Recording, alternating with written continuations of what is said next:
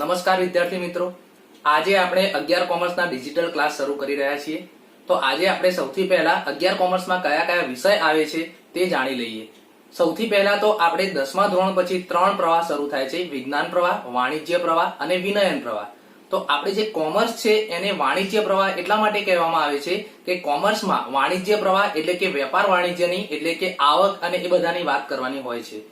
હવે આપણે સૌથી પહેલા કોમર્સમાં કયા કયા વિષય આવશે તે જાણી લઈએ। તો 11 કોમર્સમાં સૌથી મહત્વના બે વિષય છે એકાઉન્ટ અને સ્ટેટ। એકાઉન્ટ એટલે એમાં નામા વિશે વાત આવે તો નામામાં શું આવશે? તમારી જે ઇન્કમ આવતી હોય એ ઇન્કમ જ્યારે આપણે ધારો કે મારા ક્લાસ શરૂ છે તો ક્લાસમાં જે તમારી ફીસ આવે છે એ હું જમા ખાતે લખીશ એટલે કે મને એ મળે છે। જ્યારે હું મારા ક્લાસનું ભાડું ચૂકવું છું કે પછી શિક્ષકોને પગાર આપું છું કે પછી ટેક્સ ભરું છું તો એ બધા મારા ખર્ચા થાય છે એટલે કે આવક અને ખર્ચ વિશે જે વાત થાય એને આપણે નામામાં ઉલ્લેખ કરીશું। એટલે નામામાં તમારે ખાસ જમા ઉધારની વાત કરવાની આવશે। બીજા વિષયની વાત કરીએ સ્ટેટ। તો સ્ટેટમાં કેવું હશે? સ્ટેટમાં આપણે જે 10મા ધોરણમાં મધ્યક, મધ્યસ્થ અને બહુલકના દાખલા ભણી ગયા એવા સૂત્રોવાળા દાખલા આવશે। એટલે કે જો તમને સૂત્ર આવડે તો સ્ટેટ સરળતાથી આવડી જાય, એટલે સ્ટેટ માટે તમને સૂત્રો આવડતા ખાસ જરૂરી છે। પછીના વિષય છે ઇકો અને બીએ। ઇકો એટલે કે ઇકોનોમિક્સ એટલે કે અર્થશાસ્ત્ર। અર્થશાસ્ત્ર એટલે દેશની આર્થિક નીતિઓની વાત કરવામાં આવે, જે તમે ધોરણ 10માં પણ ભણી ગયા છો। છેલ્લા ચેપ્ટર જે હતા ગરીબી, બેરોજગારી એ ઘટાડવાના ઉપાયો, એ બધું તમારે અર્થશાસ્ત્રમાં ભણવાનું આવશે। એટલે કે આ સબ્જેક્ટ થિયરિકલ છે। એના પછી છે બીએ। બીએ એટલે કે વાણિજ્ય વ્યવસ્થા અને સંચાલન। વાણિજ્ય વ્યવસ્થા અને સંચાલન જો તમારે આગળ ફ્યુચરમાં કોઈ ધંધો શરૂ કરવો હોય તો એના માટે આ વિષય બહુ મહત્વનો છે। જો આ વિષયમાં તમારી સારી સમજ હોય તો તમે કોઈ પણ ધંધો સરળતાથી શરૂ કરી શકો છો। વાણિજ્ય વ્યવસ્થા અને સંચાલનમાં વેપાર વાણિજ્ય અને એ વેપાર વાણિજ્યમાં નફો કઈ રીતના થાય, ખોટ કઈ રીતના થાય, અથવા એમાં આવક કેવી રીતના મેળવી શકાય, એના પ્રકારો, આવી બધી ચર્ચા કરવાની આવશે। આ તો થયા 4 વિષય। હવે પાંચમો ઇંગ્લિશ જે તમારે કમ્પલસરી છે। આ 5 વિષય તમારે કમ્પલસરી છે, એકાઉન્ટ, સ્ટેટ, ઇકો, બીએ અને ઇંગ્લિશ। આ સિવાય બીજા બે ગૌણ વિષયો આવે છે, એમાં છે એક ગુજરાતી અને બીજો વિષય કાં તો એસપી કાં તો કોમ્પ્યુટર। આ બંનેમાંથી એક તમારે સ્કૂલમાં લેવાનું કહે છે।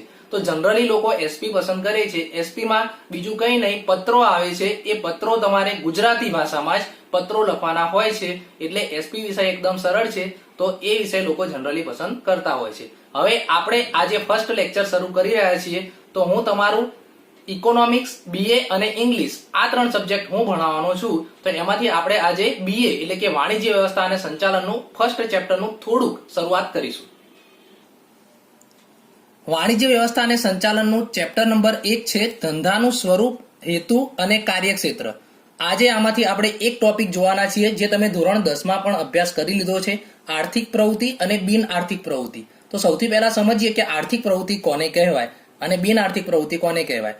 તો જે કોઈ પણ પ્રવૃત્તિ અથવા કાર્ય આર્થિક લાભ કે નાણાકીય વળતર મેળવવાના હેતુથી થતું હોય, આપણે જે કોઈ પણ કામ કરીએ એ જો આર્થિક લાભ કે નાણાકીય વળતર મેળવવાના હેતુથી કરવામાં આવે તો એને આર્થિક પ્રવૃત્તિ કહી શકાય। જેમ કે હું અત્યારે તમને ભણાવી રહ્યો છું તો એ ડિજિટલ ક્લાસ ઓનલાઈન છે, તો એ શેના માટે કરું છું? જેનાથી મને થોડી આવક મળે।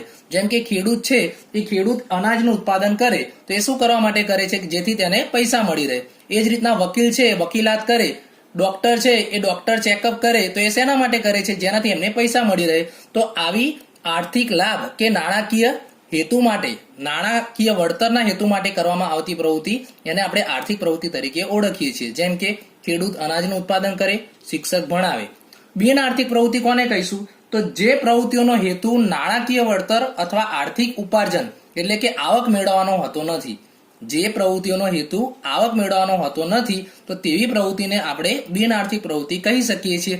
જેમ કે કોઈ સમાજ સેવક છે, એ સમાજ સેવાનું કાર્ય કરતો હોય તો એને પૈસા કમાવાનો કોઈ હેતુ હોતો નથી। જેમ કે ભૂકંપ કે સુનામી કે કોઈ એવા હોય ત્યારે રાહત કાર્યો માટે કેમ્પ શરૂ થાય છે, તો એ રાહત કાર્યોના કેમ્પમાં કોઈ આવક મેળવવાનો હેતુ હોતો નથી, તો એવી પ્રવૃત્તિને આપણે બિન આર્થિક પ્રવૃત્તિ કહી શકીએ। જેમ કે તમારી માતા તમારો ઉછેર કરે છે તો એના માટે તમે તમારી માતાને પૈસા ચૂકવતા નથી, એટલે કે માતા દ્વારા પોતાના બાળકોને ઉછેરવાની પ્રવૃત્તિ, તો એવી પ્રવૃત્તિને આપણે બિન આર્થિક પ્રવૃત્તિ કહી શકીએ।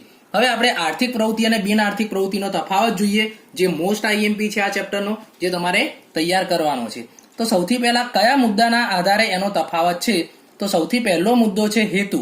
હેતુના આધારે આર્થિક પ્રવૃત્તિ અને બિન આર્થિક પ્રવૃત્તિને કઈ રીતના વર્ગીકરણ કરી શકાય? તો આર્થિક પ્રવૃત્તિનો હેતુ શું છે? આર્થિક પ્રવૃત્તિનો હેતુ લાભ મેળવવાનો છે, એટલે કે નાણાકીય વળતર મેળવવાનો હેતુ સમાયેલો છે. જ્યારે બિન આર્થિક પ્રવૃત્તિનો હેતુ શું છે? તો બિન આર્થિક પ્રવૃત્તિનો હેતુ સેવાનો છે. એ પછી દેશ સેવા હોય, વ્યક્તિની સેવા હોય કે સમાજની સેવા હોય, પરંતુ હેતુ શું છે? સેવાનો હેતુ છે. અપેક્ષા. તમે કોઈ આર્થિક પ્રવૃત્તિ શરૂ કરો છો તો કઈ અપેક્ષાએ શરૂ કરો છો? જેમ કે તમે નોકરી જાઓ તો નોકરી કઈ અપેક્ષાએ જાઓ છો? કે તમને પગાર મળી રહે. કોઈ ધંધો શરૂ કરો તો કઈ અપેક્ષાએ તમે ધંધો શરૂ કરો છો? કે જેથી તમને નફો મળી રહે. એટલે કે નફો, પગાર. જેમ કે હું ટ્યુશન ક્લાસ શરૂ કરું છું તો મને ફી મળી રહે, એ રીતના એ અપેક્ષાએ હું ટ્યુશન ક્લાસ શરૂ કરું. તો આવી બધી પ્રવૃત્તિને આર્થિક પ્રવૃત્તિ કહી શકાય. નફો, પગાર, ફી અને મહત્તમ સંપત્તિ મેળવવાની અપેક્ષાએ કરવામાં આવતી પ્રવૃત્તિ એ આર્થિક પ્રવૃત્તિ કહી શકાય. જ્યારે બિન આર્થિક પ્રવૃત્તિમાં કઈ અપેક્ષા રાખવામાં આવે છે? કઈ અપેક્ષા એ કરે છે? તો એ દેશ સેવા કે સમાજ સેવાની ટૂંકમાં સેવાની અપેક્ષાએ કરવામાં આવે છે. આર્થિક પ્રવૃત્તિના આપણે પ્રકાર પાડી શકીએ છીએ, જે આ ચેપ્ટરમાં ભણવાના છે. ધંધો, વ્યવસાય અને રોજગાર. આર્થિક પ્રવૃત્તિના 3 મુખ્ય પ્રકાર આપણે પાડી શકીએ છીએ: ધંધો, વ્યવસાય અને રોજગાર. જ્યારે બિન આર્થિક પ્રવૃત્તિના કોઈ પ્રકાર હોતા નથી. હવે તમે વિચારી શકો છો કે જોખમ અને અનિશ્ચિતતા શેમાં જોવા મળે અને શેમાં જોવા ના મળે? તો આર્થિક પ્રવૃત્તિમાં જોખમ અને અનિશ્ચિતતા જોવા મળે છે, જ્યારે બિન આર્થિક પ્રવૃત્તિમાં જોખમ અને અનિશ્ચિતતા જોવા મળતી નથી. આનું એકદમ સરળ ઉદાહરણ હું તમને સમજાવું કે અત્યારે લોકડાઉનની પરિસ્થિતિ છે, તો 3 મહિનાથી કઈ પ્રવૃત્તિને અસર થઈ છે? કોનામાં જોખમ અને અનિશ્ચિતતા જોવા મળે? તો આર્થિક પ્રવૃત્તિને અસર થઈ છે. તમને ખબર છે ઘણા બધા ધંધા, વ્યવસાય અને રોજગાર અત્યારે ઠપ થઈ ગયા છે. આપણા ક્લાસ પણ અત્યારે ચાલુ નથી, એ જોઈ શકો છો તમે. એટલે કે આર્થિક પ્રવૃત્તિમાં જોખમ અને અનિશ્ચિતતા વધુ જોવા મળે છે. જ્યારે તમે તમારી માતા તમારો ઉછેર કરે છે તો અત્યારે હાલ પણ એ જમવાનું ને બધું એમના એમ ચાલુ છે. એટલે કે એમાં જોખમ અને અનિશ્ચિતતા રહેલા નથી. સમાજ સેવા વાળાને પણ આમાં કઈ જોખમ જોવા મળશે નહીં. એટલે કે આમાં જોખમ જોવા મળતું નથી.